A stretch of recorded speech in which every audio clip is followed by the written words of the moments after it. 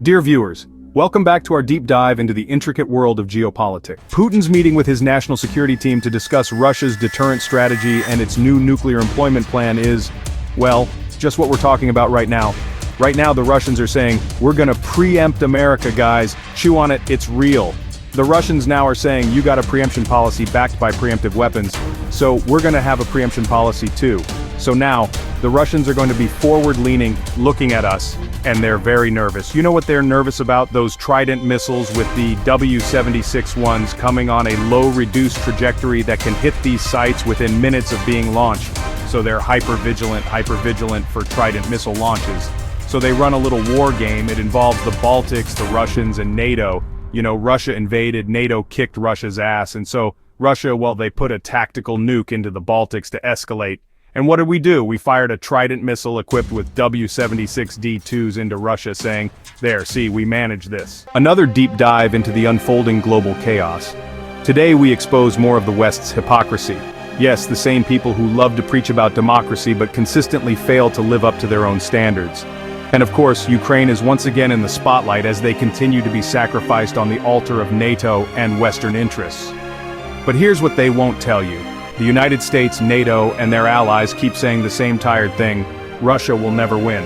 Bold words, right? But let's face it, those words are getting shakier by the day.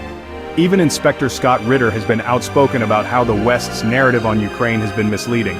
He has repeatedly pointed out the realities of the battlefield, realities the Western media prefers to ignore. Before we dive in, let's not forget one important fact. This war isn't about Ukraine or democracy. Oh no, it's about saving the face of NATO and the West. They will drag this out as long as they can, sacrificing Ukraine's land, people, and future for their own egos. Let's talk about Jens Stoltenberg, the freshly retired NATO Secretary General. On October 1st, Stoltenberg gave what he probably hoped would be remembered as his grand farewell speech. He said NATO would fight to the bitter end, ensuring Ukraine regained every inch of its territory from Russia. He vowed that Russia would never win. NATO support, he said, would last until every bit of land was back under Kiev's control. Powerful words, right? They made headlines everywhere. But fast forward just 5 days to October 6th. Stoltenberg, fresh out of office, drops a bombshell. NATO might, just might, be okay with Ukraine giving up 10% of its territory to Russia in exchange for peace. That's right, this is the same Stoltenberg who just days before swore NATO would protect Ukraine's borders until the end of time. Now he's talking about slicing off a chunk of Ukraine as if it's just a bad deal gone wrong. So let's break it down. Stoltenberg, the face of NATO, the man who assured us they'd fight for every inch of Ukraine, suddenly thinks it's fine to carve out 10% of Ukraine's land. Probably the very regions that Russia now controls. What does that tell us? That all the tough talk we've been hearing for the last year was little more than smoke and mirrors. This is the same NATO that vowed to protect Ukraine, now hinting at a massive territorial compromise. So what happened to defending democracy? What happened to their promises? They're being shredded faster than anyone could have predicted. The harsh reality is this: NATO's leadership is backpedaling because they know Ukraine's chances of victory are slipping through their fingers. And what does this tell us about the so-called commitment of NATO and the West?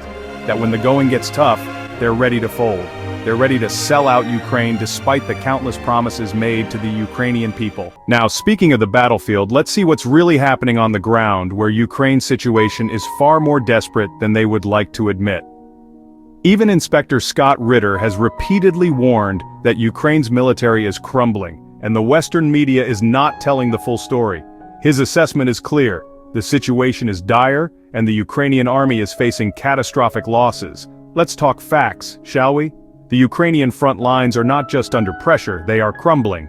The losses Ukraine is experiencing right now are catastrophic, and the situation is deteriorating rapidly. According to reports from the Russian Ministry of Defense as of October 6th, over 20,000 Ukrainian soldiers have been killed in the southern region alone. 20,000 soldiers. Let that sink in for a moment. That's a staggering number by any military standard. But that's not all. Alongside those 20,000 soldiers, Ukraine has lost hundreds of tanks, armored vehicles, artillery systems, and other key equipment. Ukraine's ability to maintain any significant defense is evaporating, not slowly but rapidly. It's like watching ice melt in the sun, except in this case, it's the Ukrainian military melting away. Now the 123rd Brigade, a key Ukrainian unit, was ordered to reinforce positions at the southern front. This is where it gets even worse. Over 100 soldiers from that brigade outright refused the order. Think about it.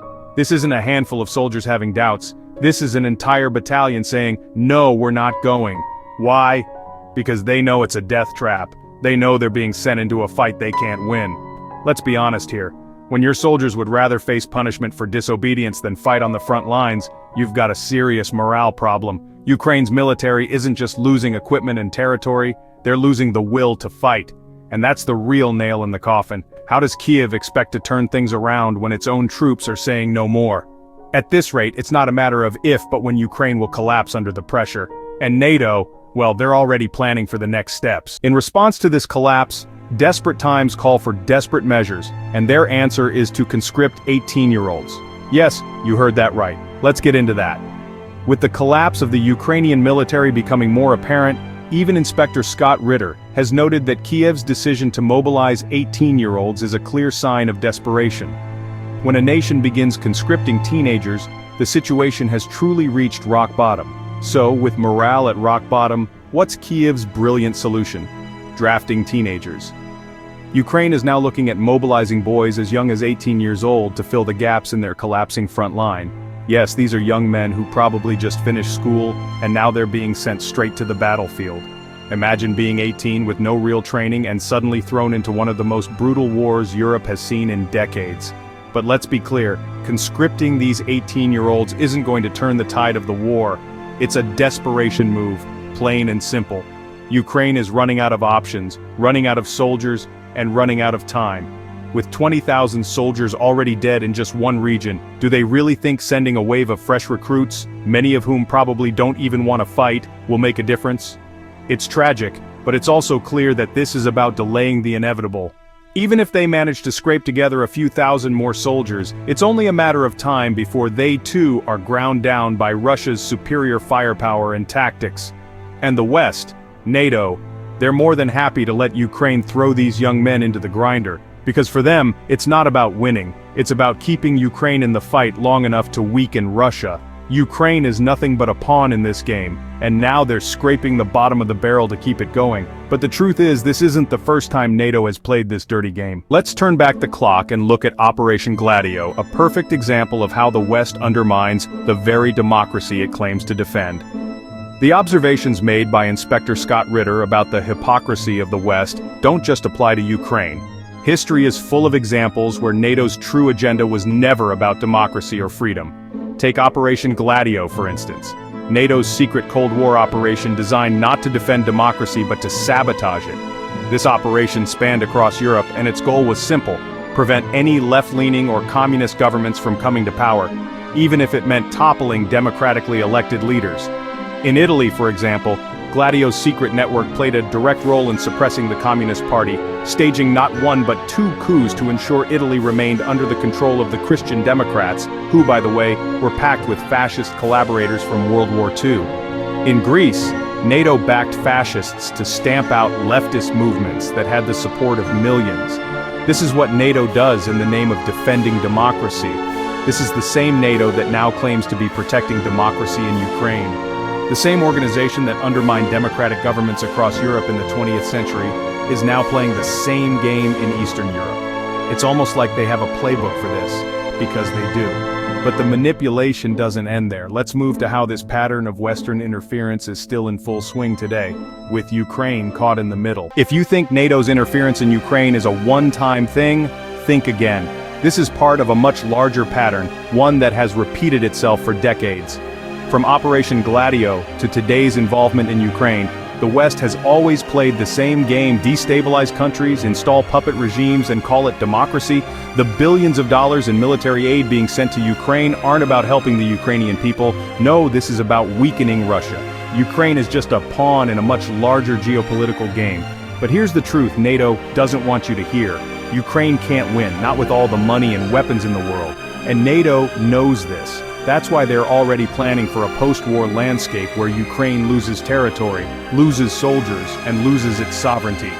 In the end, Ukraine isn't fighting for democracy or independence.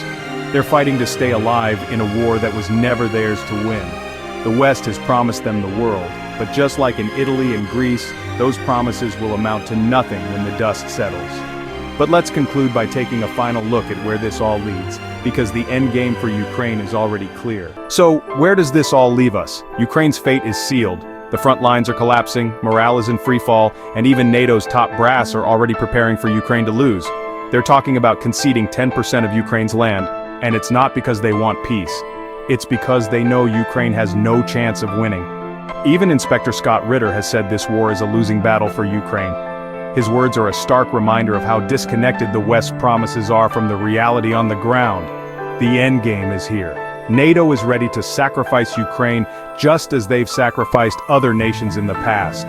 The only question is how long the West will drag this out before they finally admit the truth. For the Ukrainian people, one can only hope the suffering ends sooner rather than later. Until then, we watch the West continue its cynical game, knowing full well the outcome was decided long ago. Thank you for tuning in. If you found this deep dive insightful, be sure to like, share, and subscribe for more updates. Stay informed, and remember, what you're not being told is often the most important part of the story.